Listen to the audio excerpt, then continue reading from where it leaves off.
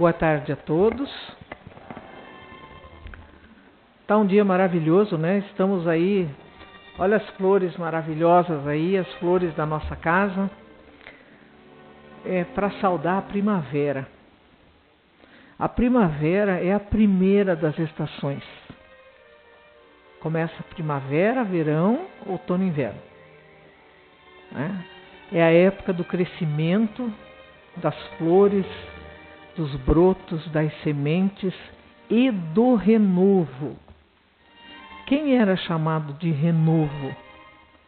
Jesus.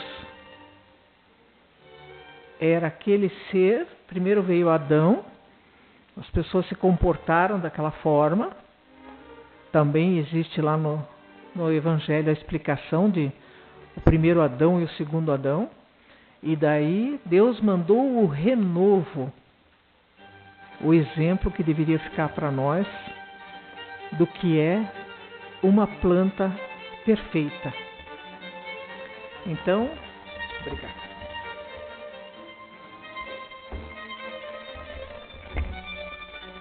Eu fico muito feliz na primavera e tenho certeza que vocês também, porque tudo se colore na vida, né? Trouxe até a Vivaldi, com toda essa orquestra maravilhosa aí, para tocar a primavera aí, para a gente sentir essa vibração de renovo, de tudo nascendo, tudo se renovando, como nós aqui, nós todos que estamos aqui, nós somos renovos também. Nós estamos nos renovando dia a dia, numa doutrina maravilhosa, que repete e explica tudo aquilo que Jesus ensinou, fazendo com que a gente olhe para as outras pessoas como irmãos, sem preconceitos, de nenhum tipo de preconceito. Vivendo, tendo nossas próprias ideias e respeitando as ideias dos outros. Fraternidade. É isso que eles esperam de nós. Fraternidade. E a doutrina espírita deve respeitar todas as religiões, porque Kardec coloca em uma de suas obras que o pior preconceito que alguém possa ter é o preconceito religioso. Porque cada um conversa com o Pai da sua maneira. Não existe dizer a minha maneira é certa, a tua não está certa. Como? Numa casa de muitos filhos, tem filhos que não gostam de conversar com o pai. Tem outros que vivem atrás do pai e querem conversar com o pai o tempo todo. São filhos diferentes. Tem outros que têm uma maneira doce de falar com o pai, respeitosa. Tem outros que falam com o pai de maneira desrespeitosa. Tem outros que só se dirigem ao pai para pedir, exigir. O duro é que às vezes o pai já faleceu, já desencarnou, e o filho continua brigando e pedindo coisas porque era do pai, achando injusto a divisão, achando que deveria ter deixado mais. Obrigada. Briga com o pai até depois que morreu. É muito triste, mas a gente está aprendendo o quê? Aprendendo a solidariedade, aprendendo a não julgar e, principalmente, os filhos não têm direito de julgar seus pais. Por pior que eles possam ser, são eles as pessoas que deram vida para nós. Eles que puseram o nosso corpo. E nós fomos criados, às vezes por outros pais, depois a sociedade, e quando estávamos adultos, nós mesmos fomos fazendo nossas escolhas. Então ninguém é culpado por atitudes que tomamos como adultos, independente do passado que tivemos, que ele não é justificativa e desculpa para nada. Porque passado é passado, passou. Às vezes deixou marcas profundas, mas a maioria das vezes nos educou porque nós precisávamos disso. Deus não coloca um espírito suave com pais extremamente severos, porque Ele não precisa disso.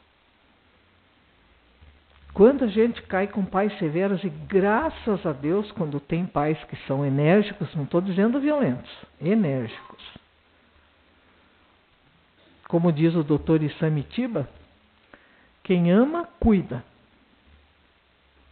corrige, ensina.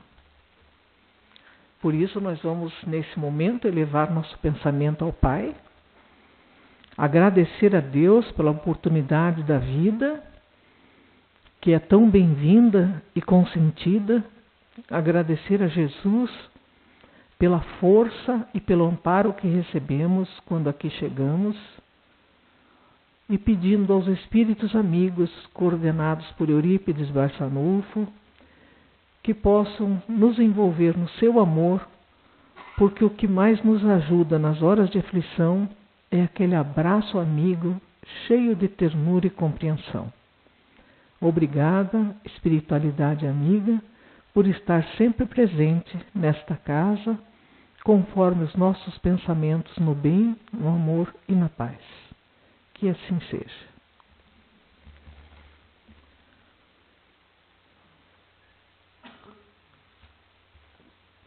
Nós vamos ter uma lição hoje muito interessante. Eu pediria que abrissem as janelas, porque daí vai vir um ar assim, bem gostoso, que já está nublando, né? Senão ficar um monte de gente aqui, ainda que nós temos ventilação no teto, mas ficar 100 pessoas reunidas com ar que não circula, vem muita coisa, mas nada bom. Então, agradeço de abrirem, tem mais essa aqui, para deixar bem ventilado o salão. Está um dia de sol, não tem necessidade, né? Não está um sol tão forte para necessitar de ar frio, que pode fazer mal para nós, e não está uma temperatura agradabilíssima, né? Mas vocês vejam o título, como é interessante a gente começar pelo título. Meu pai ensinou uma coisa muito interessante para mim, que ele era um excelente leitor. Então ele me ensinava bastante coisa sobre os livros. Ele lia muito e eu também gosto de ler muito. E ele dizia assim, você tem que sempre procurar entender por que o autor colocou aquele título. Não estou dizendo os títulos traduzidos, porque é uma tragédia. Nos filmes, por exemplo, eles botam outro nome. E às vezes é uma coisa tão diferente. Não, eu quero o nome que o autor colocou. Porque ele sabe por quê. Porque eu tinha pego um romance muito lindo, Por Quem os Sinos Dobram, de Ernest Hemingway. E ele faz um verdadeiro poema na apresentação e depois no finalzinho ele diz, e não perguntes por quem os sinos dobram, porque eles dobram por você. E eu queria entender mais profundamente isso. Então hoje, quando eu vi esse título, eu lembrei do meu pai e desse livro que eu estava lendo e das explicações dele. O Bendito Aguilhão. Vejam que interessante. O aguilhão é uma vara comprida com uma ponta de metal. E eles coordenavam antigamente, né? Porque Jesus está sempre falando a pastores, agricultores, pescadores, ao homem da terra, ao trabalho deles, fazendo sempre as comparações com o que eles conheciam bem, que era o dia a dia deles, para que eles entendessem bem. Então, eles usavam esse aguilhão. O boi que começava a se afastar, ou a cabra, seja lá o que for, eles davam uma cutucadinha e o animal voltava para onde o seu pastor indicava. Mas tinha mais um detalhe. Na história bíblica, quando a gente lê as explicações profundas daquela transmissão oral que tinham os hebreus, né, que continuam estudando até hoje, as Mishnah. Então, eles vão explicar o seguinte, que era um verdadeiro provérbio, que se falava muito entre eles. Não recalcitres contra o aguilhão. E a gente vai ler muito isso em Paulo. E daí fica pensando, mas o termo era assim, se você está sendo cutucado para vir para a direita ou para a esquerda, vá no sentido que estão te cutucando, porque senão você vai levar mais uma cutucada e vai doer. É mais ou menos assim. E eles colocavam que só tinham o poder de ter o aguilhão na mão para controlar as pessoas, Deus. Então, quando diz não recalcitres contra o aguilhão, está dizendo assim, a lei maior está conduzindo você de volta para o caminho que leva a Deus, ao bem e à felicidade. Quando a gente está ótimo, é difícil pensar nisso. Quando você está saudável, bonito, dinheiro no bolso, contas pagas, tem casa, tem tudo, qual é teu aguilhão? Você está numa boa, né? Como diz. Mas de repente, você achava que estava tudo bem, e de um minuto para o outro acontece um problema grave na sua família. Aí você se revoltar contra o que está acontecendo é recalcitrar contra o aguilhão. Que se está acontecendo aquilo naquele momento, é porque Deus assim o decidiu. Muitas vezes nós vivemos 20, 30 anos, 40 anos, sem conhecer uma pessoa. De repente aquela pessoa entra na nossa vida. Foi Deus que colocou aquela pessoa na nossa vida. Mas essa pessoa, por um motivo ou outro, falece, desencarna. E aí a gente culpa Deus. O Senhor não podia levar. Tinha tanta gente aí para ser levado, fica levando essa pessoa porque eu gosto dessa pessoa. Quer dizer, você está na dificuldade, está no sofrimento, está nessa terra aqui que tem, a qualquer momento acontecem tragédias e mais tragédias. Você não quer a libertação dela antes para o bem. Você quer que ela fique com você, que aconteça o que for, ela tem que ficar. De preferência saudável para cuidar de você quando você estiver velho. E com força, o que realmente não acontece. A gente fica velho, o irmão fica velho, a outra irmã fica velha, a tia está mais velha ainda, e a gente fica pensando, meu Deus, estou dependendo da segunda e da terceira geração para cuidar de mim. E a terceira geração normalmente diz, tenho muita coisa para fazer. Aí você vai se revoltar contra Deus. Muitas vezes a revolta maior, então, vem quando a gente recebe a informação que tem uma doença grave. Ah, meu Deus do céu, por que eu? Tudo para mim, isso e demais. Será? Quando a gente está na espiritualidade, segundo toda essa literatura maravilhosa que nós temos, e indicamos sempre livros ótimos para todos vocês, a gente, quando vê tudo que fez lá do outro lado, a gente pede, pelo amor de Deus, eu quero que me dê isso, eu quero que me dê aquilo, eu quero ter isso, ter aquilo. A gente escolhe tanto sofrimento para a gente tirar aquela sensação de culpa que a gente tem, de passados tenebrosos. Daí Deus, na sua sabedoria infinita, diz, não vai dar conta nem da metade disso, dá só um terço. E a gente vem e reclama no primeiro espirro. Ai, eu tinha uma festa, agora como é que eu vou toda gripada desse jeito? Pode não ir. Então, é muito interessante quando a gente começa aqui e vê que essa pergunta vem de Pedro. Pedro era muito, muito parecido com a gente. Ficar perguntando. E quem pergunta, dizem que quem pergunta quer saber. E às vezes eu digo, quem pergunta às vezes recebe cada resposta que podia ficar sem ela.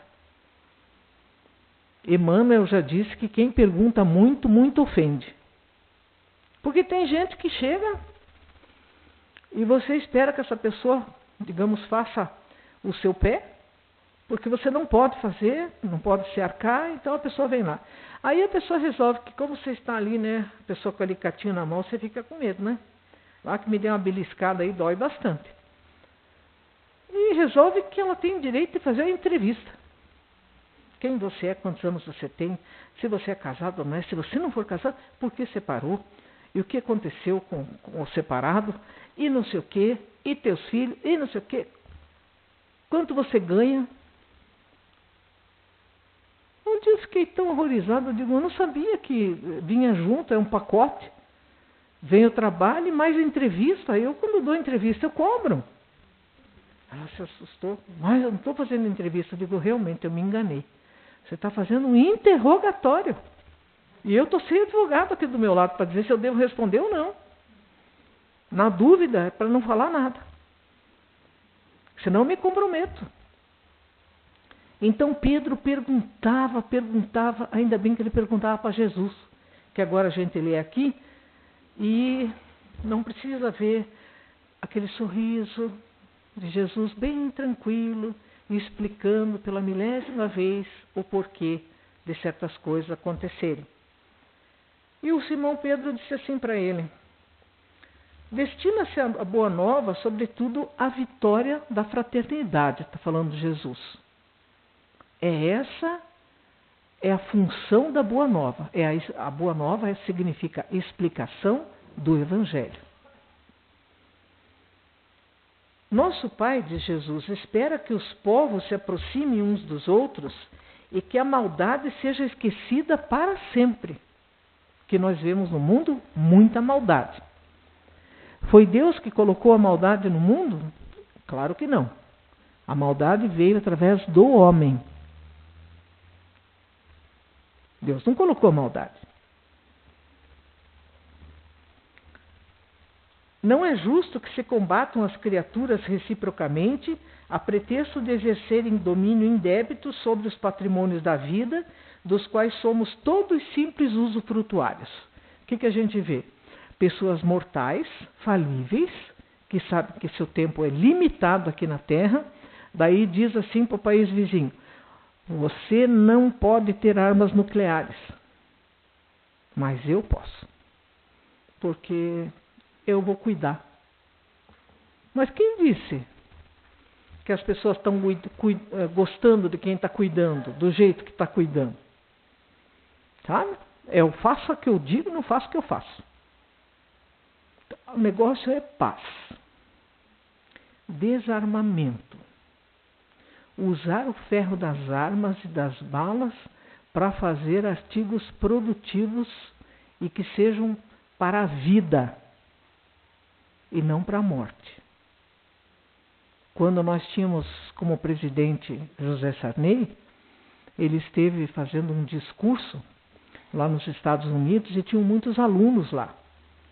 E de repente um dos alunos pediu uma parte no seu discurso quando ele acusava os Estados Unidos de terem muitas armas e prejudicarem, invadirem muitos países e submeterem muitos povos pela sua força bélica. E o estudante disse assim, o senhor não pode falar de nós americanos, porque o maior exportador de canhões para o Oriente Médio é o Brasil. Aí o nosso presidente de fardão, ex-presidente, né, de fardão e tudo, porque é da Academia Brasileira de Letras, com seu livro Marimbondos de Fogo, que eu não recomendo. Tá? Não dá nem para o inimigo, porque o inimigo vai ficar mais com raiva ainda de você. Ele respondeu assim, do alto da sua arrogância. Nós não fazemos armas para matar, nós fazemos implementos de defesa. E aquela vaia ressoou no auditório. É diferente, né? Parece a historinha do caminhão e do carrinho, né? Vinha aquele carrão na minha frente, era um fusquinha, né? E eu ia indo com o meu caminhãozinho. Daí a gente bateu. Uma batidinha. Daí o homem desceu e começou a falar palavrão. E ficou nervosão, tudo no ão. E o que você fez? Eu dei um tirinho nele. É mais ou menos isso, né? A gente diminui sempre o nosso e o do outro aumenta bastante. Então, enquanto Jesus está falando para que não se combatam as criaturas reciprocamente, a pretexto de exercerem domínio indébito sobre os patrimônios da vida, dos quais somos simples usufrutuários, daí ele diz: operemos assim contra a inveja que ateia o incêndio da cobiça, contra a vaidade que improvisa a loucura e contra o egoísmo que isola as almas entre si. Naturalmente, a grande transformação não surgirá de inesperado. E continuava estudando, falando, né, orientando os seus apóstolos, quando ele diz assim: simplificamos o verbo que antecipa a realização. No pensamento bem conduzido e na prece fervorosa, nós recebemos as energias imprescindíveis à ação que nos cabe desenvolver. É como nós falamos aqui no momento do passe. A gente vai receber uma energia melhorada.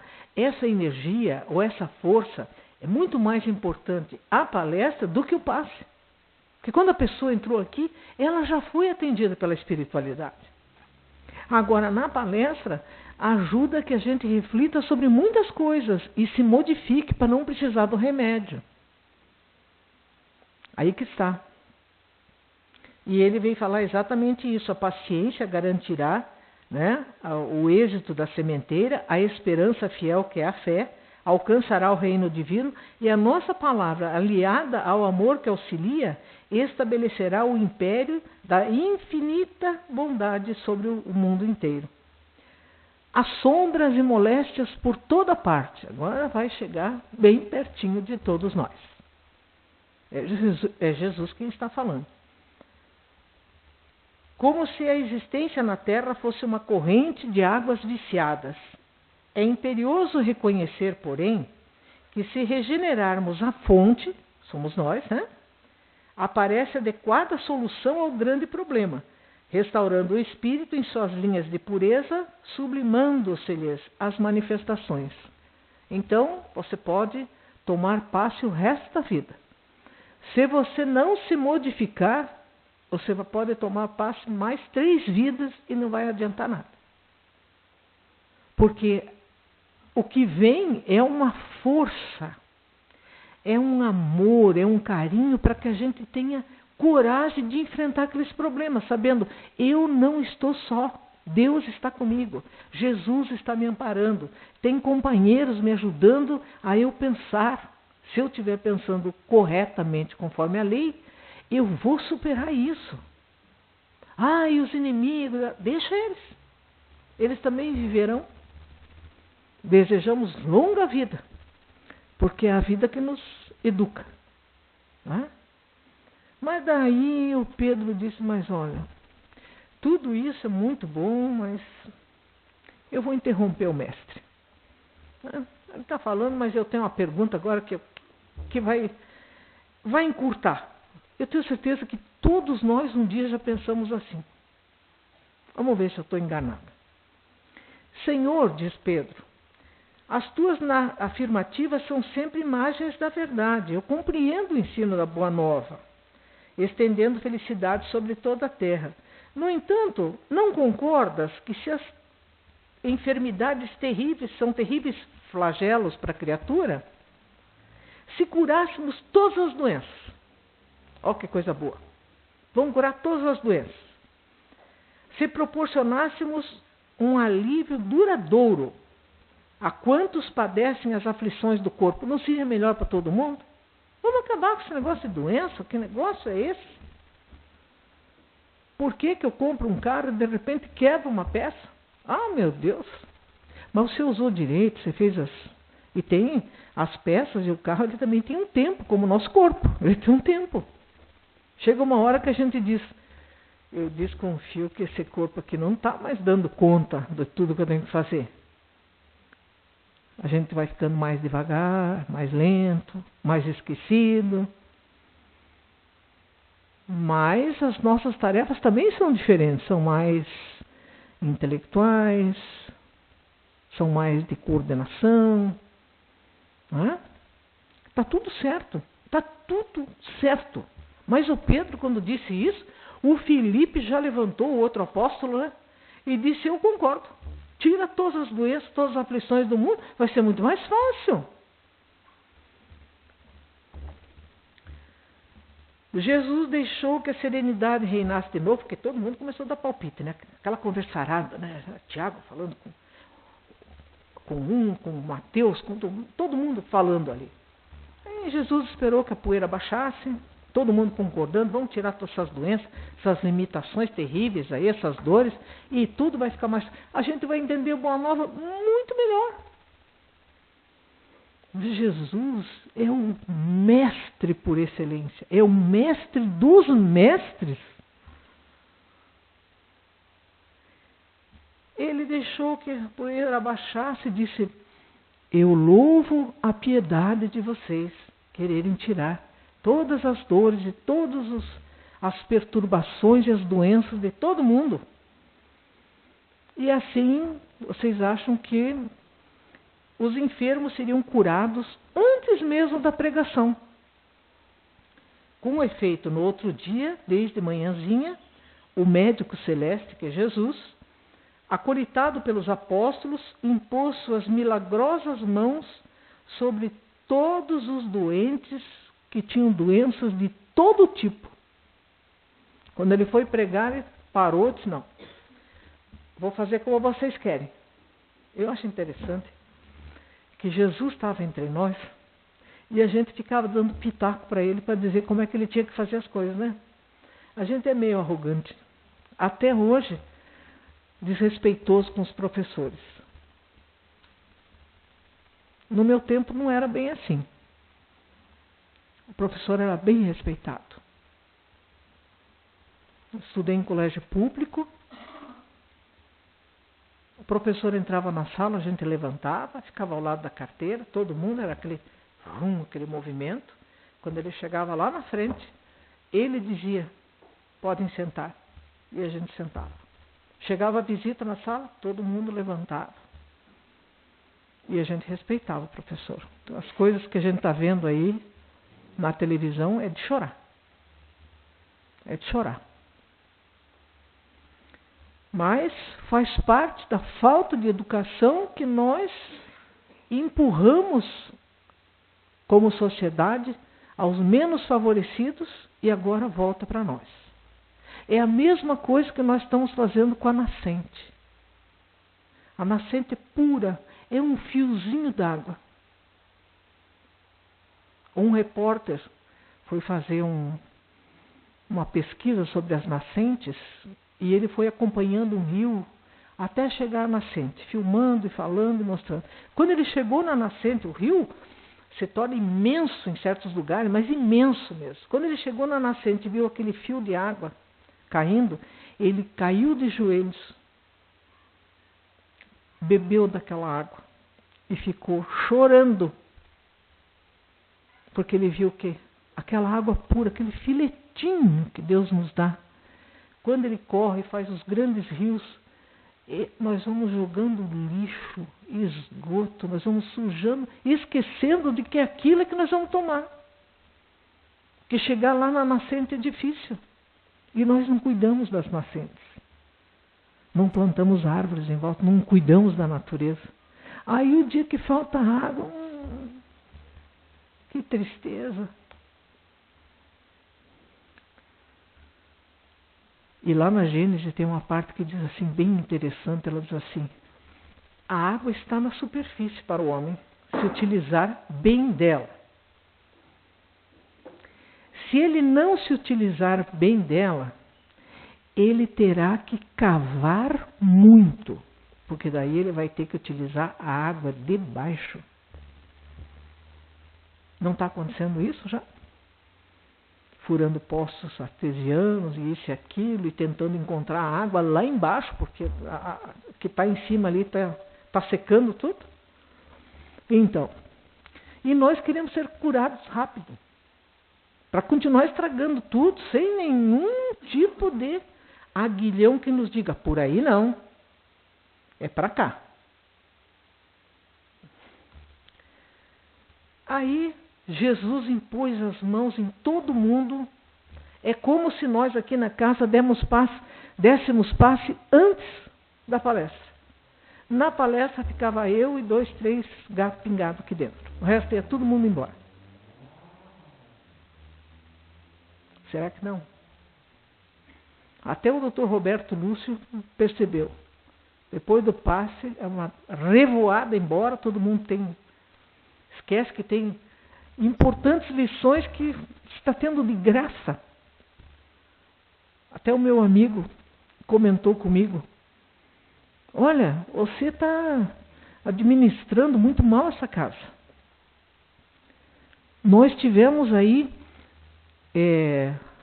a tarde de sábado toda, né, até quase 6 horas, mais a manhã de domingo, de atendimento psiquiátrico da mais alta qualidade, grátis. E você não cobrou nada. Eu digo, eu não sou psiquiatra. E ele também não cobra nada, dá de graça.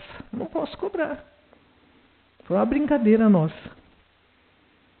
Porque quando que nós vamos achar uma pessoa deste gabarito, desta competência, um diretor de hospital, para vir tirar nossas dúvidas quando a gente, às vezes, precisa do atendimento, e todos nós devíamos, pelo menos uma vez por ano, uma vez cada 2 anos, fazer uma visita ao psiquiatra. As pessoas acham, não estou louco, mas é claro que não está. Os loucos não foram no psiquiatra. Eles querem atendimento depois que já ficaram loucos. Todo mundo devia, porque a sociedade estaria melhor. Tem gente que se fosse no psiquiatra, tomasse um remedinho, fosse fazer um tratamento psicológico, a família agradeceria ajoelhada. Porque tem famílias que sofrem terrivelmente, porque a pessoa resolveu que não vai se modificar, tem acessos, tem surtos, e os outros, quer aguentar, aguenta, não quer aguentar. Desumano isso. E a gente, não, psiquiatra, todo mundo deveria ir. Qual o problema? Só ele sabe qual é o remédio que ele tem que dar. Se a gente está com distúrbio mental, se a gente está com depressão, está com síndrome do pânico, só ele. Ele é o profissional da área. E nós tivemos aqui. Mas depois que Jesus impôs a mão, as doenças daquele tempo eram sarna, cancro, que é um tipo de câncer, que se transmite sexualmente, reumatismo, paralisia, cegueira e obsessão. Curou tudo. Pôs a mão em um por um ali, curou todos que estavam lá. Quando ele terminou a imposição de mãos, os apóstolos contentes, né? Todo mundo. Quem não enxergava, ai meu Deus, que maravilha, estou enxergando, o outro andando, aquela maravilha toda. Tão logo reapareciam de olhar fulgurante, restituídos à alegria, à tranquilidade, ao movimento, formulava Pedro o convite fraterno para o banquete de verdade e de luz. Mestre, em breve, o mestre, daqui a pouquinho, ele vai falar com respeito à beleza da eternidade e à glória do infinito.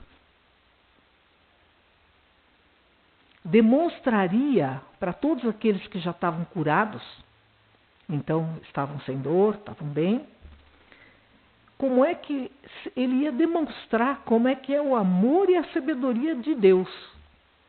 E descortinaria horizontes divinos da renovação, desvelando segredos do céu, para que o povo traçasse luminoso caminho de elevação e aperfeiçoamento na terra. Assuntos simples, né? Pensou? E a gente estava lá. Quando Pedro fez esse convite, os alegres beneficiados, contudo, se afastavam céleres, rapidamente, entre frases apressadas de agradecimento e desculpa. Declaravam-se alguns ansiosamente esperados no ambiente doméstico e outros se afirmavam interessados em retomar certas ocupações vulgares com urgência. Com a cura do último feridento, a vasta margem do lago contava apenas com a presença de Jesus e dos 12 apóstolos. Desagradável silêncio baixou sobre a reduzida assembleia. Aquele silêncio constrangedor que a gente não consegue pensar em nada. É como quando existe um segredo. Toda família às vezes tem um segredo que a gente não toca naquele segredo. Está enterrado, coberto. Não, ninguém fala disso. Mas um dia a criança escutou não sei de quem, da tia que estava conversando com a outra, e chega bem na hora da festa, sem que está todo mundo ali, faz aquela pergunta: e o que aconteceu com o fulano de tal? O que estava tentando engolir não engole mais, o que estava com o garfo aqui fica aqui, dá aquela pausa assim, aquele staccato. Aconteceu isso. Aquele silêncio constrangedor onde um não sabia o que falar. Aí vem a lição para nós.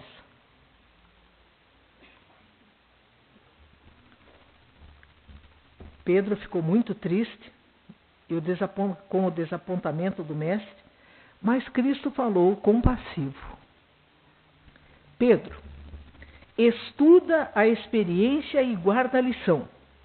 Aliviemos a dor, mas não nos esquecemos de que o sofrimento é criação do próprio homem, ajudando-o a esclarecer-se para a vida mais alta.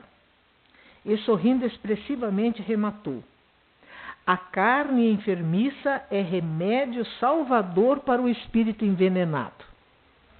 Merece ser lida de novo, né? A carne enfermiça é remédio salvador para o espírito envenenado. Sem o bendito aguilhão da enfermidade é o que nos conduz para o caminho reto. Você imagina assim uma pessoa que chega, veio de encarnações e encarnações, que era puro orgulho, prepotência, vaidade, maldade. Aí chega, nasce bem pobrinho e vem com uma doença bem complicadinha. E daí começa a tratar aquela doença e começam a surgir outras. E ele pobrinho. Aí ele cai num leito público com outros tantos desvelados, num hospital ruim, que falta tudo, falta gás, falta esparadrapo, não tem remédio para dor. Eu estou descrevendo o que aconteceu no hospital que minha mãe foi pelo plano que ela tinha uma época. Até esparadrapo, gás e remédio para dor não tinha. Na hora do almoço, sopa de repolho, na janta, sopa de repolho. Quem não gosta de repolho, não precisa comer.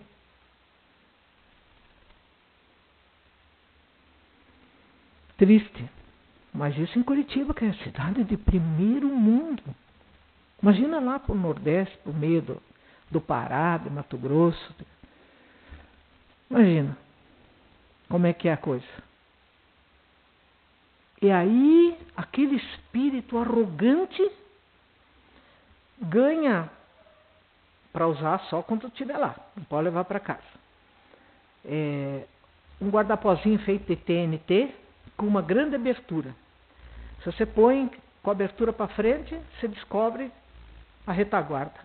Se você vira do contrário, você descobre a frente. Você não sabe o que fazer. Se você for magrinho, você ainda dá uma enroladinha. Mas se você for gordinho, você está exposto o tempo todo. E aí vem uma enfermeira, que não é daquela enfermeira, que as boas mesmo são pegas para os bons hospitais, as boas clínicas, né? Que diz: por que chamou de novo? Eu tenho que dormir, amanhã tenho que trabalhar. e te dá uma injeção tão certeira. Você fica bem quietinho, olha, trate de sorrir para ela, porque é ela que vai voltar se você chamar de novo. Mas olha, orgulhoso, o Senhor poderoso de ontem, de repente diz, por favor, minha querida, mas você aplica tão bem a injeção, que eu até fiquei feliz quando você entrou de novo no quarto. Ela pega, estoura o comprimido assim, ele cai e rola por baixo da cama, ela vai lá, pega o comprimido, faz assim, e já saiu tudo que tinha, e dá para você, e dá mais um, e você pergunta, o que eu estou tomando agora? Você está tomando o que o médico mandou tomar. E abre a boca e acabou-se. Nossa, mas olha, a gente sai.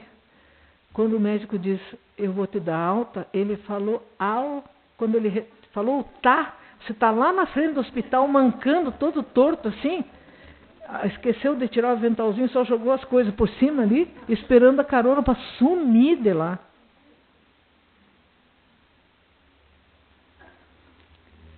São coisas assim que a gente aprende. Eu tive uma aula particular, não estou recomendando para nenhum de vocês, mas foi maravilhosa a aula.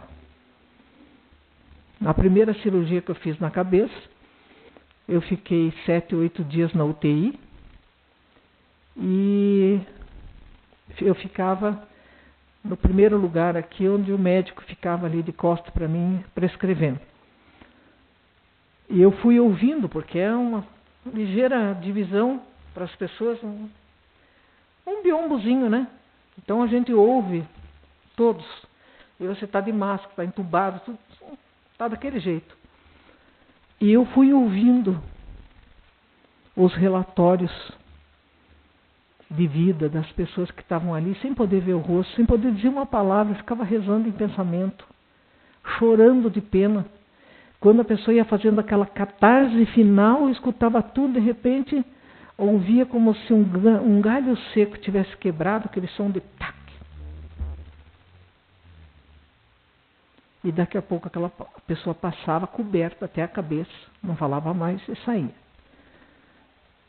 Daqueles que estavam lá, morreram 4. E eu ouvi os últimos lamentos de todos eles. E vi que a gente vive preparando a nossa partida. E a nossa partida, muitas vezes, indica como será a nossa chegada do lado de lá. Então, essa lição de Jesus aqui é muito importante, porque até para ter uma enfermidade, você precisa recebê-la com gratidão. Paulo vai dizer em uma de suas cartas, alegrai-vos sempre, mesmo na dor, mesmo na dificuldade, se você conseguir superar, se alegre, porque essa lição você passou. Não vai passar mais. Sem reclamar. Não vamos esquecer. Aí a carne enfermiça é remédio salvador para o espírito envenenado. Sem o bendito aguilhão da enfermidade corporal, é quase impossível tanger o rebanho humano do lodaçal da terra para as culminâncias do paraíso. Se nós temos a dor, é porque nós ainda precisamos. Senão, não teríamos. Se nós estamos juntos aqui, então vamos nos ajudar. Nós vamos transferir a todos vocês aquilo que a espiritualidade superior vai nos dar agora, em nome de Jesus, para que vocês se fortaleçam e sofram menos. É uma medicação espiritual indolor que fortalece a todos nós. Eu digo a vocês que sou extremamente grata, porque tenho sido conduzida há 31 anos no colo. Extremamente grata. Tenho certeza que com a espiritualidade ao nosso favor, e nós, quando abrimos o coração para receber com humildade, as coisas ficam muito mais fáceis. Muito. Todos nós que estamos aqui, vamos receber exatamente o que precisamos para que nós possamos sarar o nosso espírito, porque Jesus falava a espíritos imortais, não falava a corpos que iam morrer. Por isso que está impregnado dentro de nós, todos nós sabemos já isso. Quando a gente repete, a pessoa quase que completa o que Jesus disse, porque sabe, foi marcado, está lá na nossa consciência.